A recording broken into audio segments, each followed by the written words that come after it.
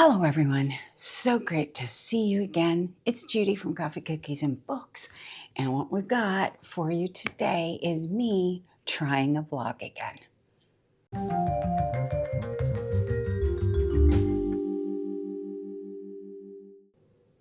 Okay, so I'm gonna try this again. Now, I've done a few vlogs in January, and I think I did one in February. I was just trying. I did sort of a multi-vlogs in January with spoilers, and I did a single book vlog of The Devils in February that had spoilers as well. So what I'm going to try this time is we're going to do multi-book vlogs, and with these ones, I'm going to try to do it with no spoilers. So this is going to be spoiler-free vlog. And this is just going to be my thoughts on how the book's progressing as we go through. And typically it'll be like maybe 2 spurts with each book because none of the books I'm going to read are super long. So I'm going to show you the 3. I'm going to do 3 in this vlog. And I chose 3 that were part of Goodreads Choice Awards for 2025. So they were from the most recent list, and they were ones that I had picked for my own challenge that I have not read. So I had 5 different categories and 5 different books in those categories. So these 3 books are from that challenge that I built for myself. So I'm just going to quickly go over those with you. First one we're going to look at is Red City by Marie Lu. This is a fantasy. I think it has a little bit of romance in it, but I don't know that the romance is the integral part. I think the plot is probably more than the integral part, the fantasy part of it. And I think it's urban, which is something I particularly like. I like urban style fantasy a little more than elfin world, that type of thing. I like that, but not quite as much. So the urban fantasy is what I typically like. So I'm really looking forward to this one. So we're going to do this one first in the vlog. And then the next one we're going to do a little bit shorter is Lucky Day by Tingle. And this one I think is like under 250 pages. So it's going to be a really quick one. That's why I thought I'd add it to this, because we can get through it really fast. So I don't know. I mean, potentially I could get through it in one night, but we'll see. We'll see how that goes. This is the Aardvark Special Edition, so it has the really nice foiled cover on it, front and back. Yeah, so I really liked this edition of it, and so that's what we're going to read for this one. So first one was actually Book of the Month. That one was Aardvark, and then the last one we're going to add is King of Ashes by S.A. Cosby, and this is Book of the Month. So I had a lot of Book of the Month and Aardvark on my 25 choices, and I think it's because I get a lot of my recent releases through them if I can. So that's probably why a lot that were on that challenge were from the 2 book services, book club services. So this one I think is a bit of a thriller. It has a slight, it's a family drama, like that kind of thing, which I think most of his books are, S.A. Cosby's books are. And so I want to read that one. So that's it. So those are the 3 that we're going to be reading in this vlog. And hopefully we're going to be able to pull it off with no spoilers. I'm going to do my best. If I put spoilers in by accident, I'll edit them out. When I go through and I edit the final video, that's what you're going to get. So we're going to start, and we're going to go in the order that I showed you. That would be it. Before I get going on this, though, would really love it if you could subscribe, like, share the video, comment on the video. All these things help the algorithm move my channel forward a little bit more and gets me just sort of one step closer to maybe getting some ad revenue. I'm just like a little ways off from it, so I would really love that. But I just really want more people to be able to see my channel, and I know that that's how it works. I know that's how the algorithm works. I see new channels pop up all the time, and they have like double or triple the amount of subscribers I have, and I never saw them before. So I know that the only way that I'm going to pop up in somebody's feed if I do that. Do a lot of shorts too for that same reason. The shorts, because I put the book titles in the shorts, because I'm always talking about one specific book. In every short that I do, I find that my shorts perform really well, and they do drive a lot of traffic, but you only get so much doing that. But it is something that I make an effort to do. So that's something that will come out of the reviews, is a few little short snippets here and there, which I think is something that I try to do with all of my review style videos and some of my recommendation videos. Okay, so that's it. I'm going to stop talking, and we're going to get on with the vlog. Wish me luck. Hope it goes well this time.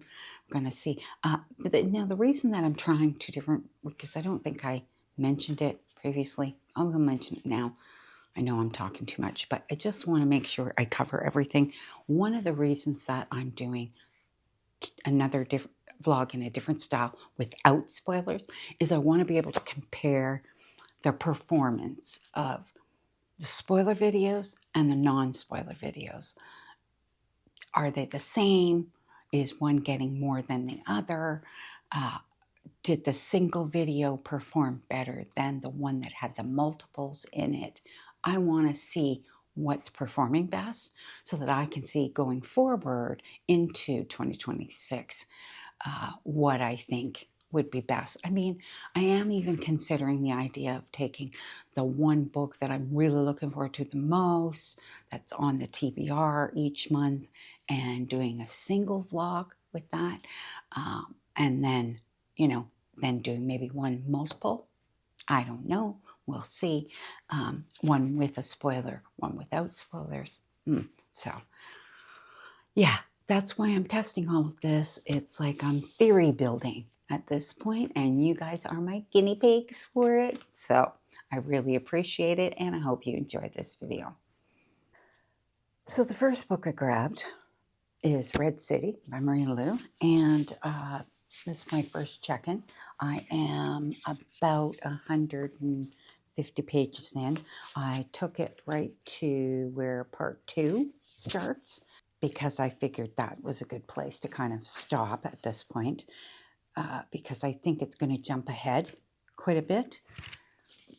So I will say that the beginning of the book was very slow moving, and the book's only 400 pages, so you figure it's I think it was 143 pages exactly, and it's all about these two kids, Ari and Sam.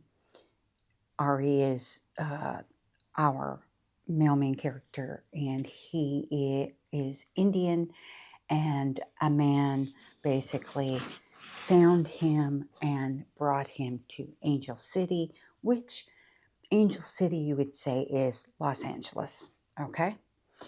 His parents were very poor, so basically he bought him from his parents, and he's giving them a stipend for being able to take Ari with him because Ari's special. Then there's Sam. Now Sam already lives in Angel City with her mother. They're very poor, like very, very poor. She ends up going to the same public school as Ari. So that's how the two of them meet. And now I think they're around 12 in the book, because the first few pages goes through a lot of years. So it goes through the years where he first arrives in Angel City, Ari does, and to the point where they're graduating at 18. She's 18, I think he's 19. So that's where the book, the first part, ends. But in that whole process, both of them get basically taken on by two gangs in the city. And these gangs, there's the Luminous and the Grand Central.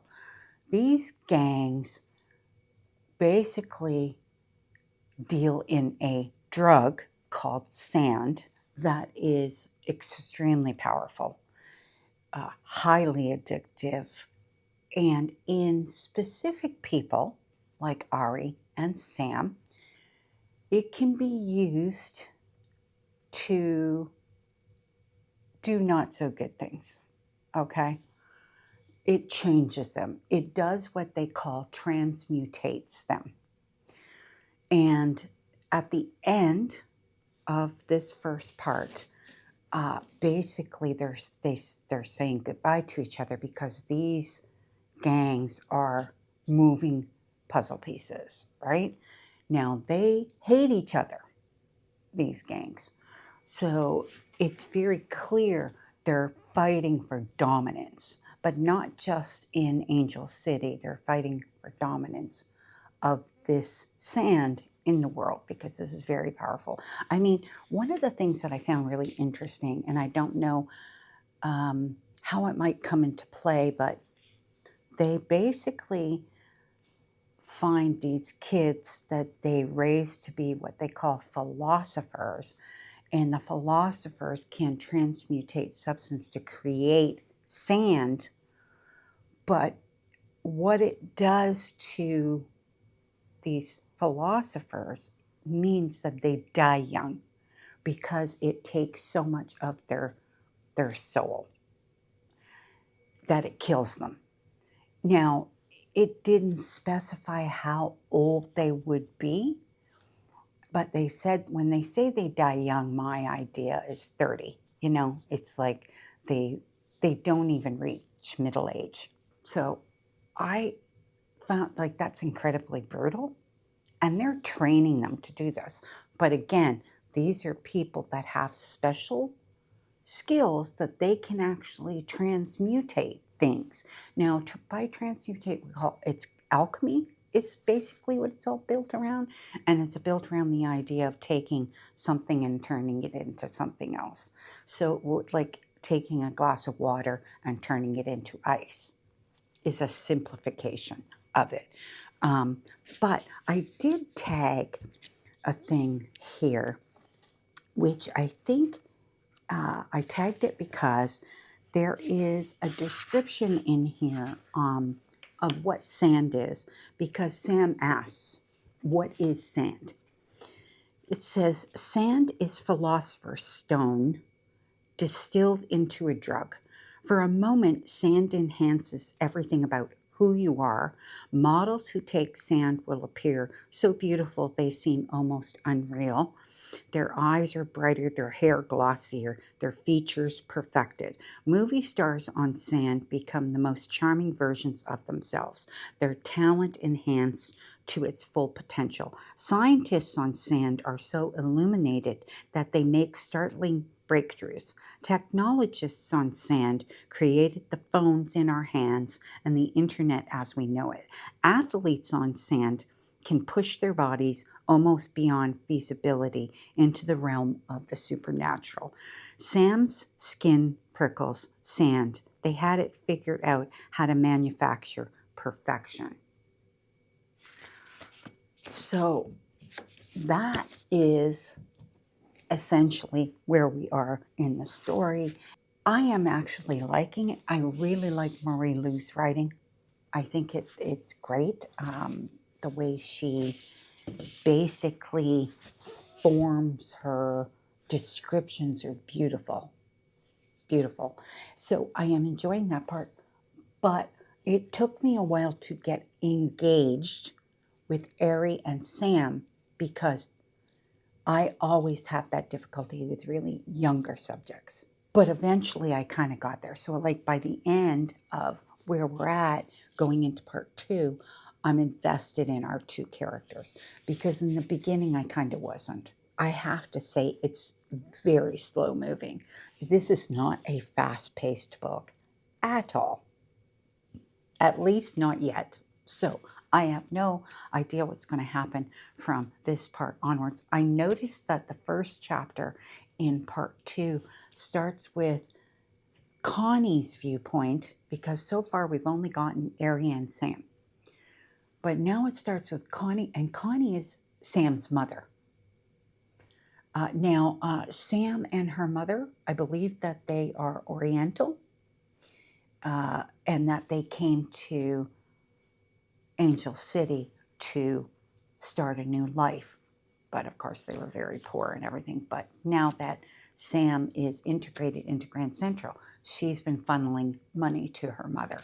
So it's, yeah, their upbringings are very difficult. So that is kind of part of it as well. But again, like I said, kind of slow moving. But I am really liking it so far. So I will give you the next update. Probably I'll be through another good chunk of it. I would say, yeah, this is going to take me maybe another 2 days to get through it. So we'll see how much I can get read today. Okay, so that's it for this update. So I'll be back to you soon. Okay, so I am going to grab it this far into Red City. So I have about 130 pages left. That's it. So I'll finish it tonight. Be moving on to Lucky Day. I grab that. So I'll be moving on that one next.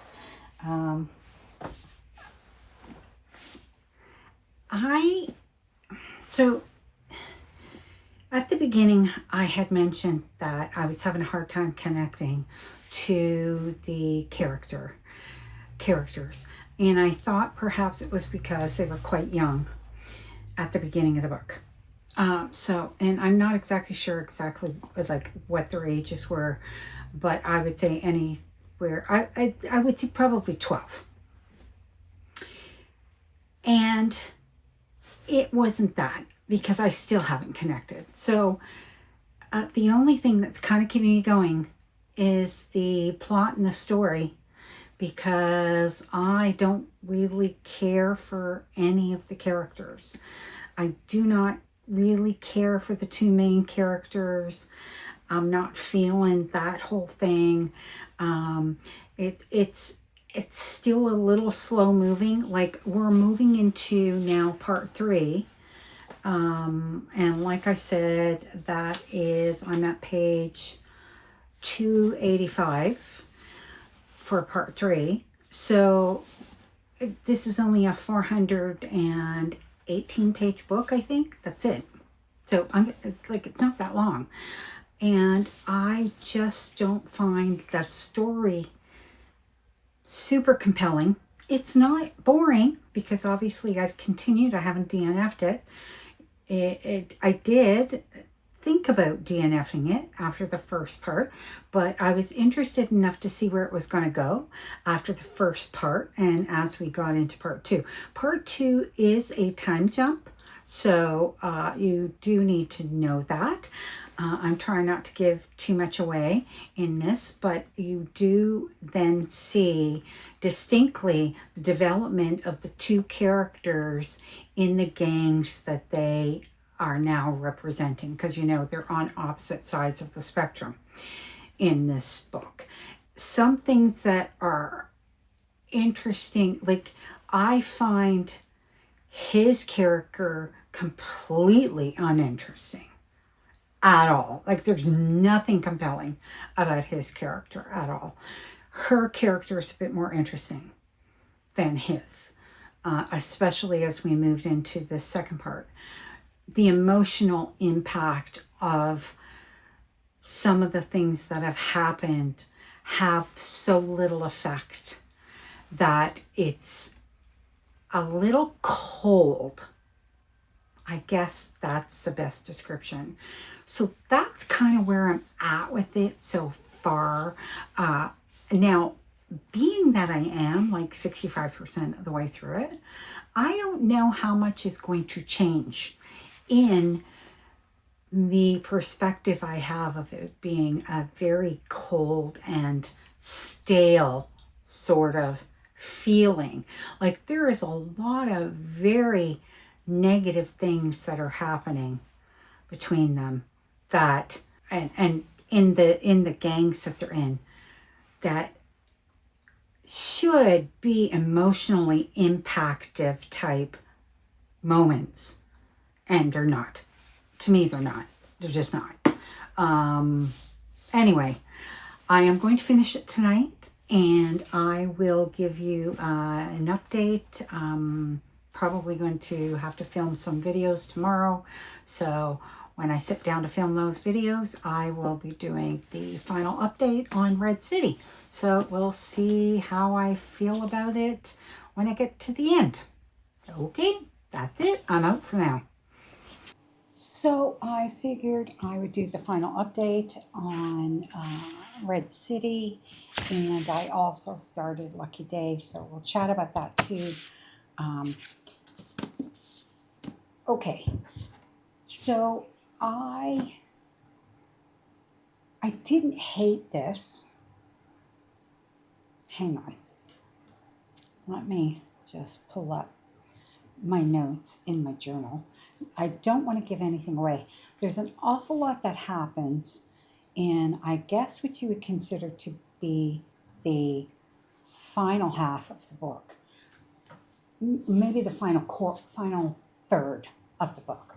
So up to about 286, things are progressing along with Sam and Ari and the gangs that they are affiliated with. We have, of course, jumped ahead to them in an advanced timeline from obviously school. They're now young adults, and there's a lot of pressure put on them from these gangs, from the not just the leaders of the gang, but also their expectations on what's expected from them. There's certain things that I think that both fight with morally through the story on the things that they're asked to do and that they're expected to do. I still didn't have a great sense of who the characters were, like Ari and Sam, because they are our two main characters.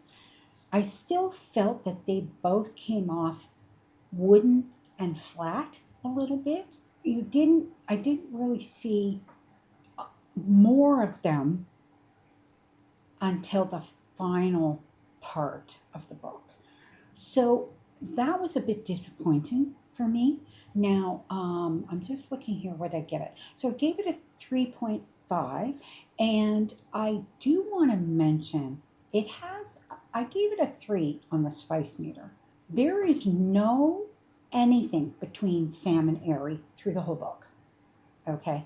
But there are sexual scenes between Sam and someone else and Ari and someone else, which is fine. They're young adults. They're going to have sexual experiences. I completely accept that. I just didn't think that the explicitness of them was necessary. I felt that that didn't fit the rest of the book at all. At all. Okay? It kind of took me a little out of the book. And when it happened more than once, particularly on Sam's side, it was just too much for me. So I actually didn't like those parts, which normally I have no issues with that as long as it flows properly through the story and flows as part of who they are as developing people and their relationships. So normally I wouldn't have any issues with that, but I just didn't, it didn't work for me. So that was the one thing. Now, the one thing that I did find really interesting that I thought that the author did really well was how she took our human history and how she took our world and molded into something that was part of how the story was created. I thought that was really interesting. I thought she did a really good job with it. I did find a few comments, reviews about the book that kind of said they didn't like that part of it. I actually liked that part of it because it made it kind of more real to the urban idea of the urban fantasy now, right? So I just felt that those two things fit together really well. It was just those two main characters and their relationships with people that kind of left me a little wanting more. So that was sort of where I was at with it.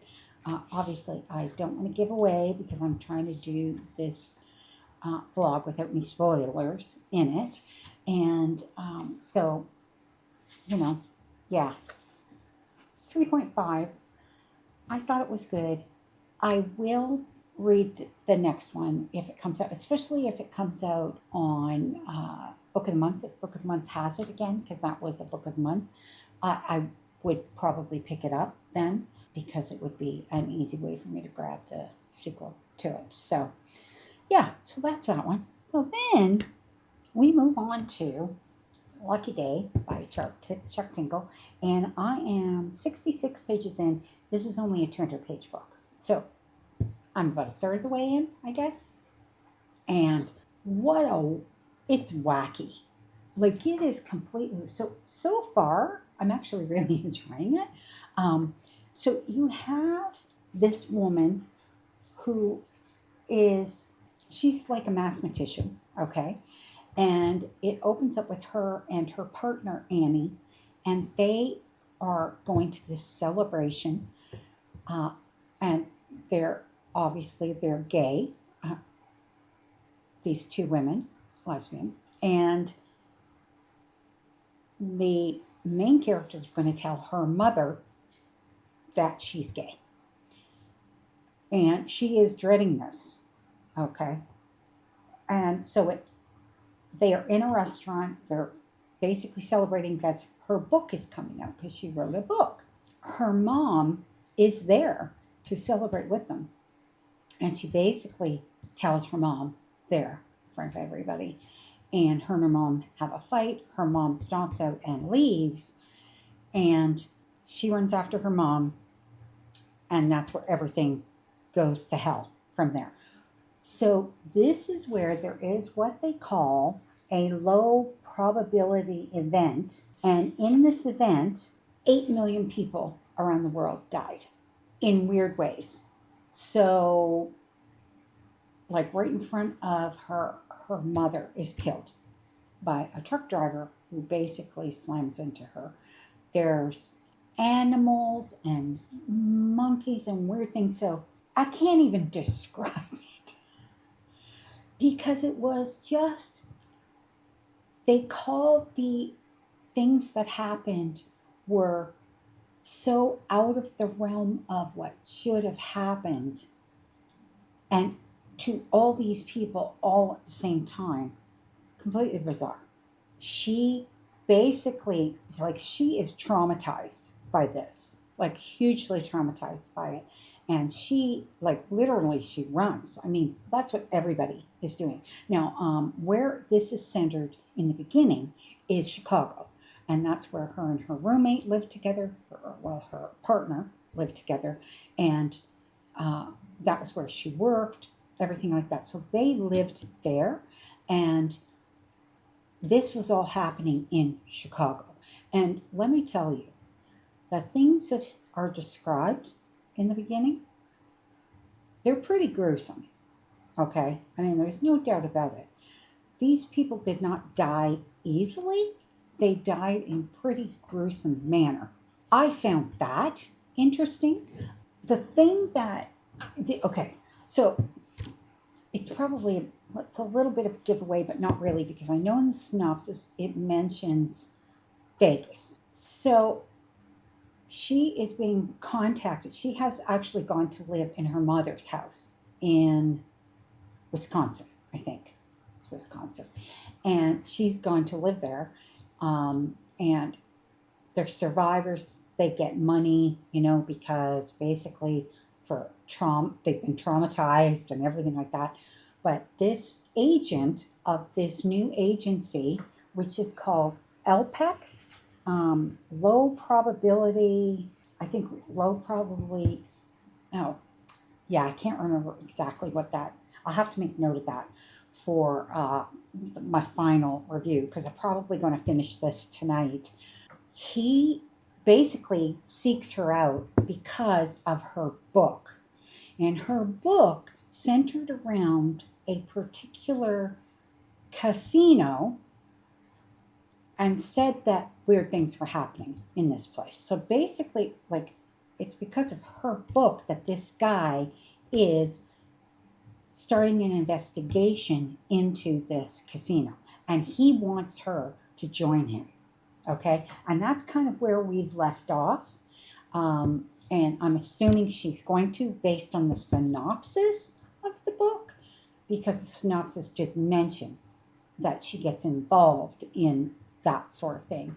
And I would imagine her math skills are going to come into play. But the interesting thing that he mentions in it, so there were almost 8 million people that died in the probability event. But of those 8 million people, they're saying 90% were American. And that right away stops her in her tracks because the event occurred all over the world. But like, for instance, if there was a plane, the majority of the people in the plane were American. But they weren't all American, right? So other people did die. So that's why I'm like, okay, how is that going to relate back to this casino? Just something obviously is going on there. So I do find it super interesting.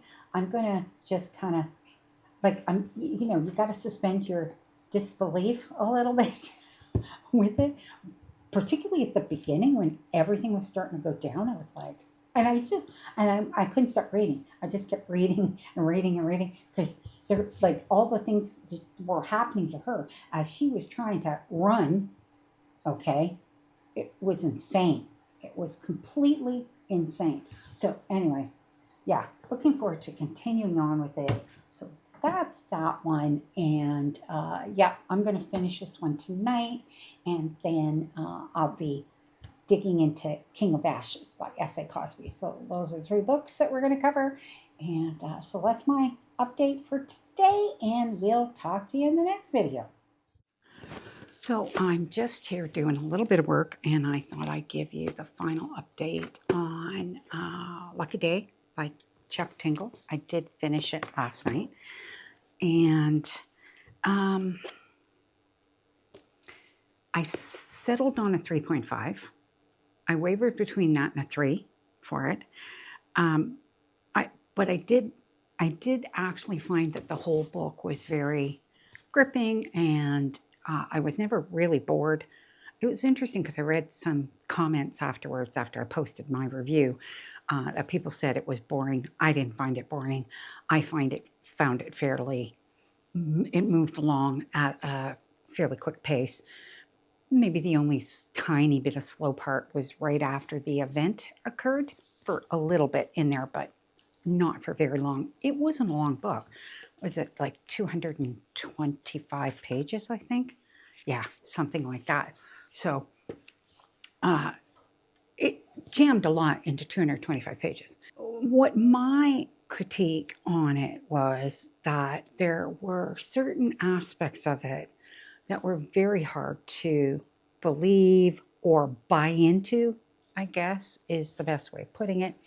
The other thing is that I am kind of more of a character-driven person, and I found the characters didn't really drive the story. The plot drove the story, which was fine. I mean, I enjoyed it enough with just that, and the characters kind of carry you along.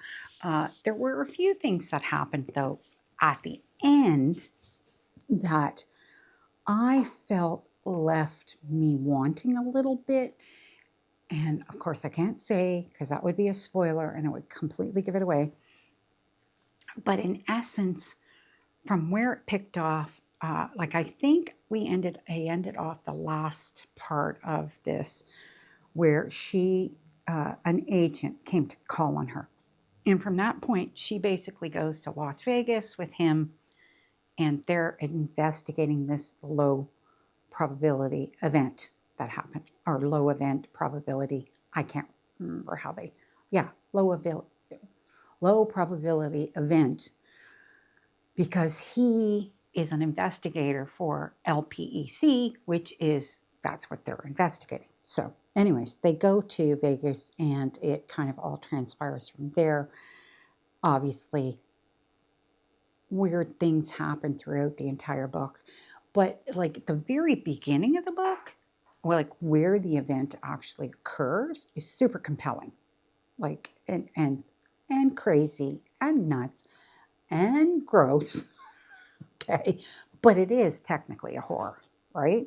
So you kind of have those expectations going in. It sort of fit that to me, and then it kind of continued that through, and it continued the theme of what actually occurred on that one day throughout the book, which I enjoyed that very much because it had a bit of a like a sci-fi feel to it. Definitely, you had to suspend your imagination a little bit in certain aspects of it, and I'm okay with that because I do read a lot of speculative type sci-fi, and I enjoy that. So, overall, I liked it. Obviously, I gave it 3.5, but it didn't hit up into the 4 to 5 area, which I had hoped it was going to, because based on the synopsis and the premise of the story, I felt it could have. And I think it just needed more meat to it. I almost felt like there were things that were missing from it. Definitely, definitely. And of course, the characterization, the character relationships, certain things after the event, I think could have been expanded. But anyway, overall, not a bad book. But basically, I am continuing on the vlog into King of Ashes by S.A. Cosby, and I'm really looking forward to reading that one. I figure it'll take me a few days to get through it because, I only read at night. So, and I can't remember it. I think it's about a 400-page book. So, probably take me about 3 days to read. And then I will get back to you with all of my updates on that part. Okay, so that's it for now, and we'll see you with my first update on King of Ashes.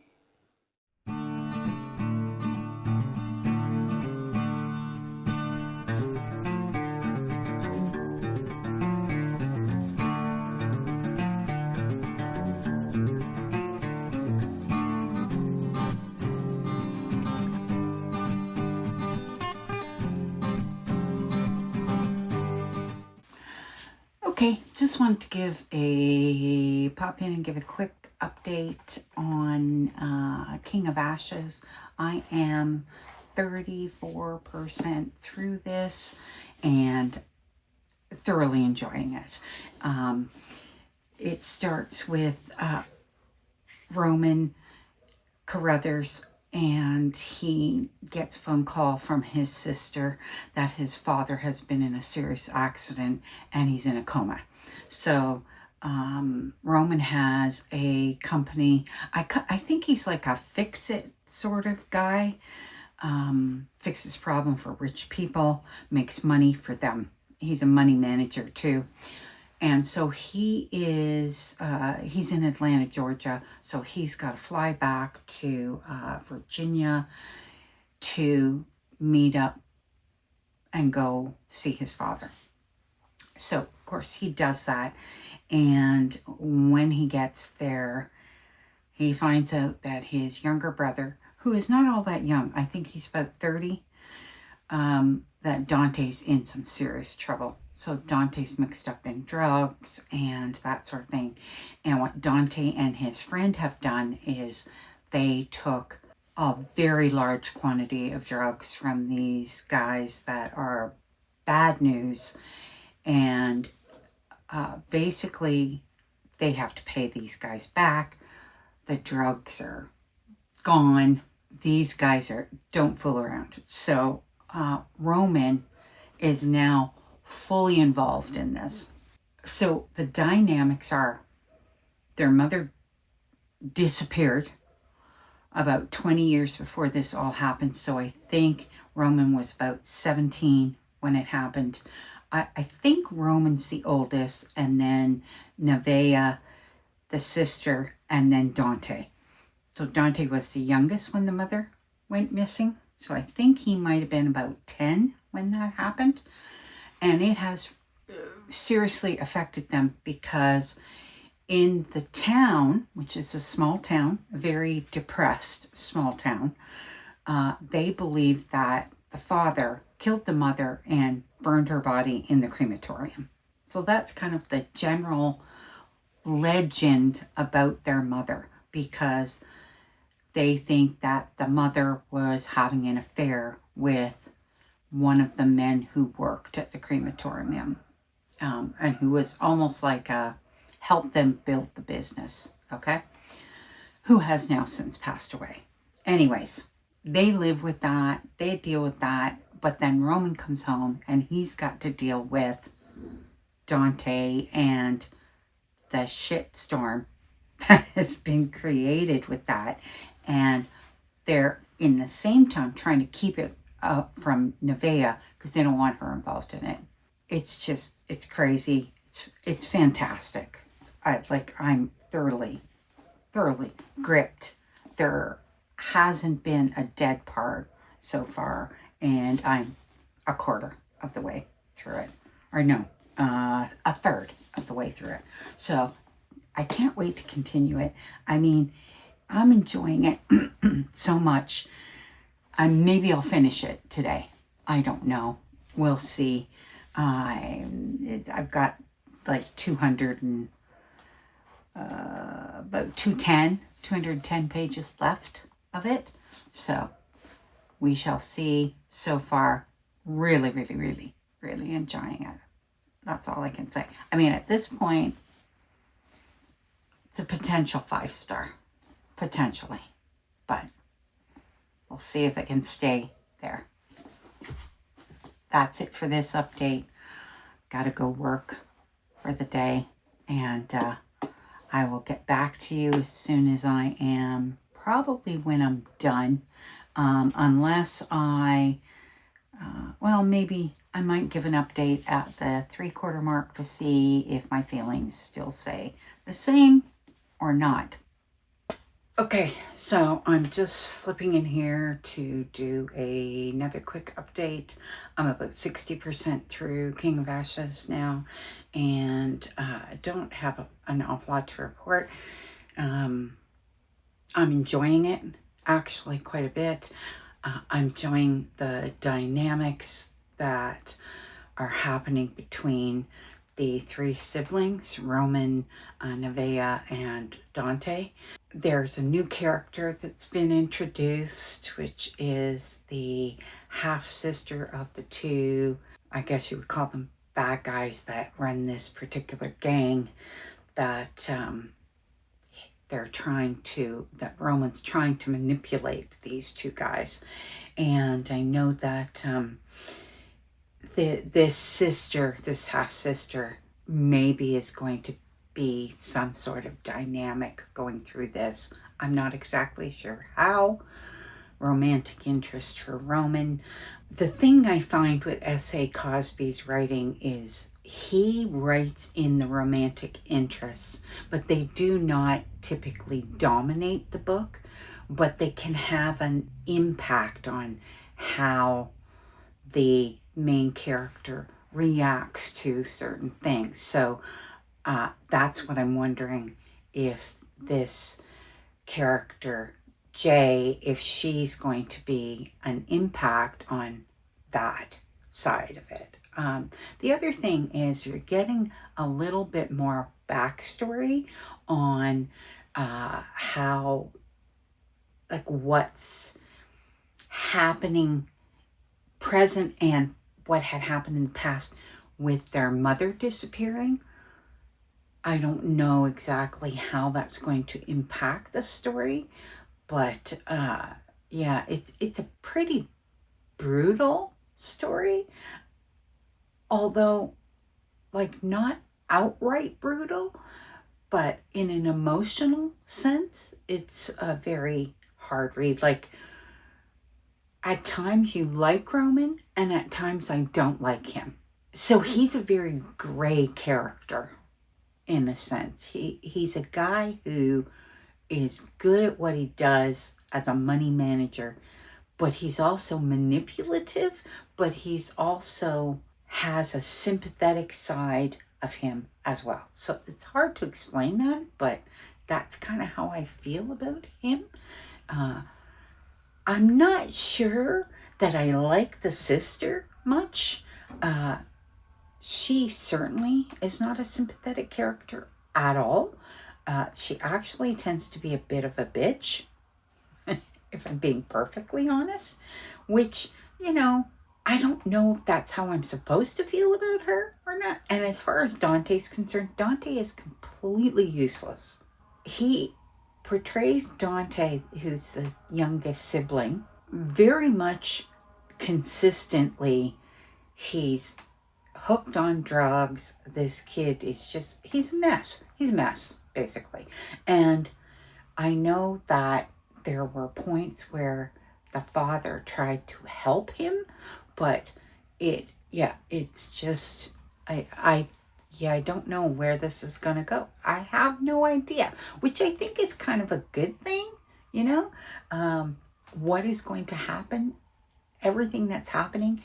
Some of it, you kind of expect to happen as it's going through, but some of it, it's like, I have no idea where this is going at this point. But, I'm loving it so far. Now, is it a 5-star read? I don't know that it is. We shall see what happens with the last bit of the book. I have about 130 pages left to read in the book, so we'll see where it goes. And my next report will obviously, I'll be finished the book because I am going to finish it tonight. I just was too tired last night, and I managed to read like 90 pages, which is better than nothing, But this time I'm going to finish the damn book, and the vlog is going to be finished as soon as I finish this book. So that's my report for today, and I guess I'll be back with my final words on it soon. So I finally finished King of Ashes, and I'm a bit conflicted on this one. Now, out of the 3 that I read for this vlog, this is my favorite. And I'll tell you the reasons that I enjoyed it. And I did give it 4 stars. And why I enjoyed it as much as I did is because it was fast-paced. The story was great. It was intricate. There were a lot of moving pieces in the story, but I never felt like I was lost anywhere in it. Overall, I thought it ended, with a bang, but it answered a lot of things, and it kind of went in the direction I thought it was going to go in, except for one thing at the end, which really kind of threw me a bit, but at the same time, I wasn't really all that surprised. So those were the things I really, really liked about it. And because it just kept my attention and just held it for a really, really long time, that was what I really loved about it. Where I had the issues with the book was in the characters itself. Now, not S.A. Cosby's writing of the characters. I actually love his writing, and I love just how he is able to bring to life all these people. But what I felt with these characters and why I knocked it down 1 point was because I really felt that they all were so typical. They just fit your typical molds for who they were supposed to be, except maybe Roman was a bit of an intricacy. But he was still the big brother, So basically, you have the three siblings, and the three siblings are your key players in this story, right? So there's Roman, who's the oldest. There is Nevaeh, who is the middle and the only daughter, and then Dante, who's the youngest. So Roman, he's most successful, very super smart. He has his own company in Atlanta where he's a money manager, but he also is a money fixer. So he fixes problems for people and he makes money for them. He also solves money issues where they've been scammed or things like that. So, and those things actually come up through the book, which I love that about him. But the atypical part of him was that he's the older brother who's running away from a family who's had problems because their mother disappeared, and he's got mommy issues. There were just so many things in there that just felt contrived, okay?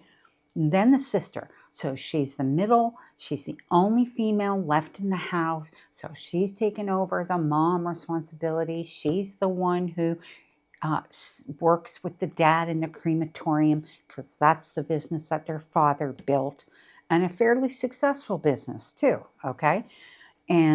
But she's bitter and she's just fed up. And so all those things, they all come through, but they seem typical.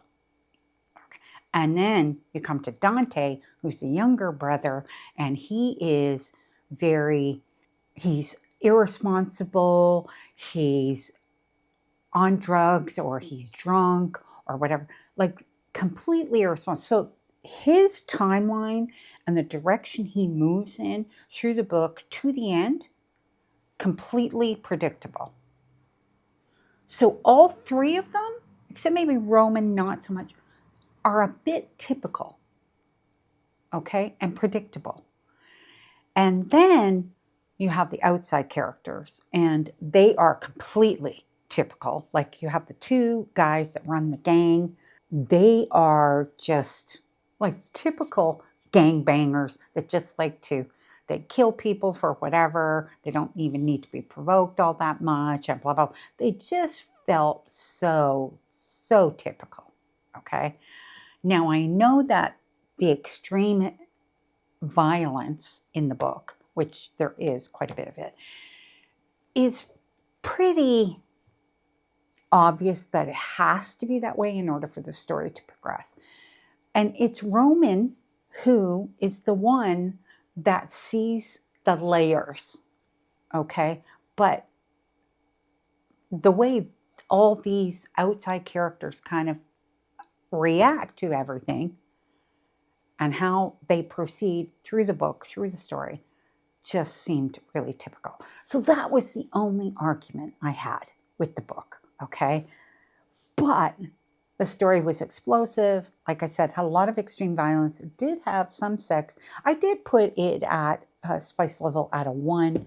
I didn't feel that it detracted at all from the book, and there were so minimal parts. A lot of it was kind of explaining a bit of who Roman was. So that was a certain aspect of his personality, right? What I really liked about Roman was he was extremely strong, intelligently, mentally. That was it. But not necessarily strong physically, okay?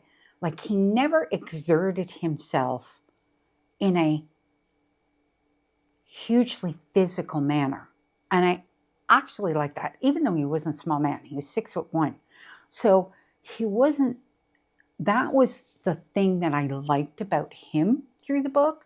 So I would say that, he was maybe the least predictable character through the book. But yeah, the ending was crazy. Okay. So 4 stars. Now, this was, of course, the best book. Now, Lucky Tingle, 3.5.